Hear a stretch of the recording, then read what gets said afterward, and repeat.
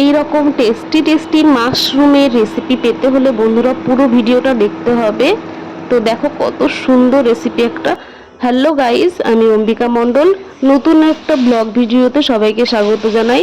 তো দিনটা ছিল বৃহস্পতিবার, বিকেলবেলায় আমি আর আমার বরমশাই একটু কিছু খাওয়ার উদ্দেশ্যে বিকেলবেলায় রওনা দিয়েছিলাম।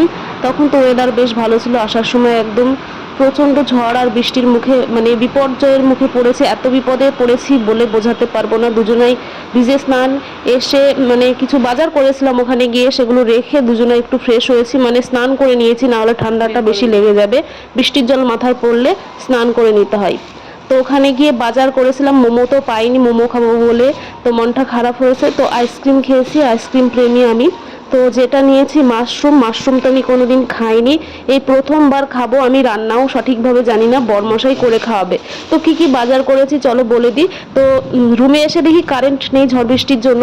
তো ঘরে একটা লাইট জ্বলে, সেই লাইটের জোর নেই, আলোর জোর নেই আর কি, ঠিক আছে।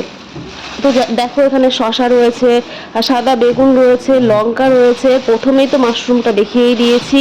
তারপরে এই সাইডে দেখো আম নিয়ে এসেছি, অল্প একটু করে, বেশি আম নিয়ে আসিনি, কেননা গরমে না সব পচে টচে যাচ্ছে। টমেটোর তো কি অবস্থা বলে বোঝাতে পারবো না, টমেটো ঘরে রাখাই যাচ্ছে না। তো এই যে দেখো, এই যে বললাম সাদা বেগুন নিয়েছি।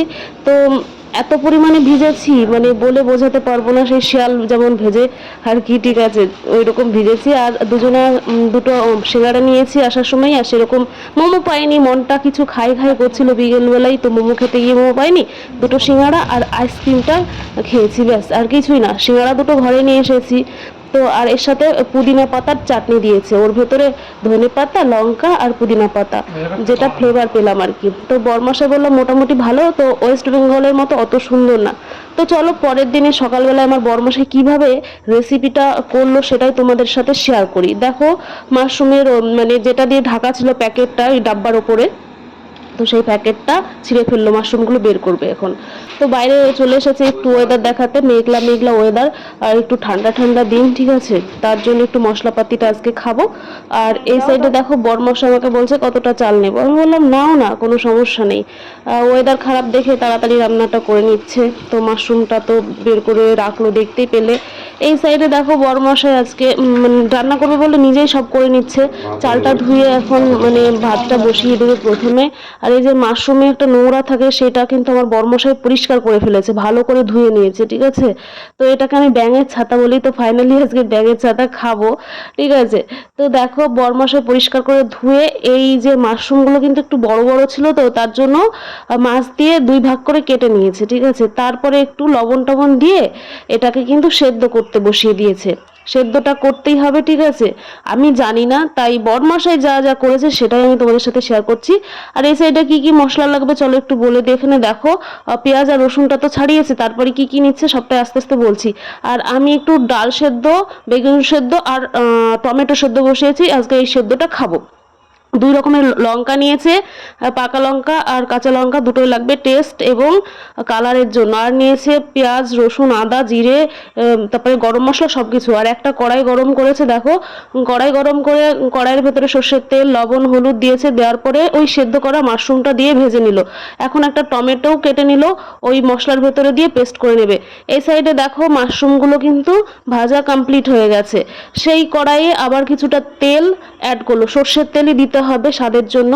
তার ভেতরে গোটা গরম মশলা, জিরে, শুকনো লঙ্কা, তেজপাতা দিয়ে একটু নাড়াচাড়া করে লবণ দিয়েছে। তারপরে দিয়েছে প্রথমে তেলের ভেতরে টমেটো দিয়ে একটু নাড়াচাড়া করার পর ওই যে পেস্ট করা মশলাটা কি কি আছে বলে দিয়েছি।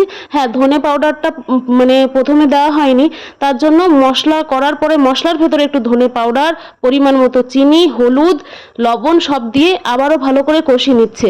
বেশ কিছুক্ষণ কষানোর পরে হালকা একটু কাঁচা থাকা অবস্থায় ওই ভেজে রাখা মাশরুমটা দিয়েছে। বেশ কিছুক্ষণ কষিয়ে নিয়েছে মাশরুমটা দেওয়ার পরে, আবারও কষানোর পরে কিছুটা ধনে পাতা দিয়েছে। ধনে পাতা কিন্তু দুবার ব্যবহার করতে হবে, একবার কষানোর সময় আর একবার লাস্টে, ঠিক আছে। দেখো হালকা একটু গ্রেভি করেছে, বেশি গ্রেভির দরকার নেই, দুজন খাবো। আর একটা সিক্রেট মশলা লাস্টে একটু ধনে পাতা, ওই যে প্রথমেই বললাম দুবার ধনে পাতা ব্যবহার হবে। আর পরিমাণ মতো ঘি দিতে হবে, ঘিটা কিন্তু দিতেই হবে মাস্ট, তবে স্বাদটা কিন্তু অন্যরকম আসবে, ঠিক আছে। তো এইভাবে কে রান্না করেছে একটু কমেন্ট করো, আর যারা রান্না করোনি তারা প্লিজ একবার একবার বাড়িতে বানিয়ে খেও, আশা করি ভীষণ ভালো লাগবে। রেসিপিটা তোমাদের কেমন লাগলো কমেন্ট করে কিন্তু জানাতে ভুলো না আর কি। যদি ভালো লাগে একটু লাইক কমেন্ট শেয়ার করে দিও। আর এইদিকে দেখো মানে সেদ্ধ বেগুন ভর্তা আর মুসুরির ডাল রেডি হয়ে গেছে, বরমশাই খেতে বসে পড়েছে। বন্ধুরা বরমশাইকে এখানে মাশরুম আর বেগুনের ভর্তা দিয়ে খেতে দিয়েছি। মাশরুমটা খেয়ে বলুক, যেহেতু ও খায়, ওর কাছে কোনো নতুন ব্যাপার না। নতুন ব্যাপারটা হচ্ছে আমার কাছে। এখানে আমার জন্য ডাল বেগুন ভর্তা রয়েছে, মাশরুম আজকে প্রথম খাবো, তো রিয়াকশনটা ওর মুখ থেকে মানে শুনি। অসাধারণ এক কথায়। আমি তো খাই, তুমি তো খাওনি এখনো। না, আজকে বরমশাইয়ের হাতের রান্না খাবো আজকে। কেমন লাগছে খেতে? খুব সুন্দর হয়েছে, সত্যি খুব। এই স্বাদের কোনো ভাগ হবে না। ঠিক আছে, চলো বরমশাই এখন খেতে থাকুক, আমিও ভাতটা খেয়ে নিই। নেক্সট ভিডিওতে আবার দেখা হবে। সবাই ভালো থেকো, সুস্থ থেকো, টাটা।